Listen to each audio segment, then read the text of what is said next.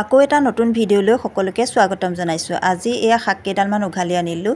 এই শাকটো চিনি পাইছেনে বাৰু? শাকটো হ'ল মৰাপাতৰ সৰু সৰু পুলি। এইটো ভাজিলে কলমৌ শাকৰ নিচিনা ছেইম লাগে। আৰু মই এয়া পাতখিনি আঁতৰাই ল'লোঁ, দেখিছেনে? ঠাৰিবোৰ নিদিওঁ আৰু এইখিনি ধুই পখালি ল'ম। এতিয়া কেৰাহীখনত প্ৰথমে তেল দি ল'লোঁ আৰু নহৰু, পিঁয়াজ, জলকীয়া দুটামান এনেকৈ কাটি ল'লোঁ।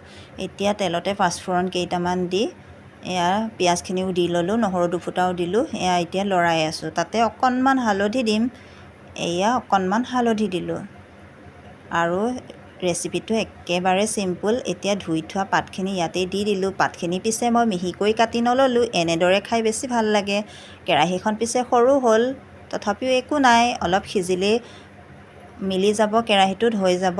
এয়া দেখিছেনে? লৰাবলৈ প্ৰথমে অকণমান কষ্ট হয় মিহিকৈ নকটাৰ বাবে, কিন্তু এতিয়া ধুনীয়াকৈ দেখিছেনে কম হৈ গ'ল। শাকখিনি যিমানখিনি আছিলে বহুতখিনি কমি গ'ল আৰু ধুনীয়াকৈ হৈছে। তাত অকণমান পানী ওলাইছিল, এতিয়া সেইখিনিও নাইকিয়া হ'ল। আৰু আজি মই ৰুটিৰ লগতেই খালোঁ, আলুৰ লগত খায়েই থাকোঁ, আজি এনেদৰেই খালোঁ। আজিলৈ ভিডিঅ'টো ইমানেই। বা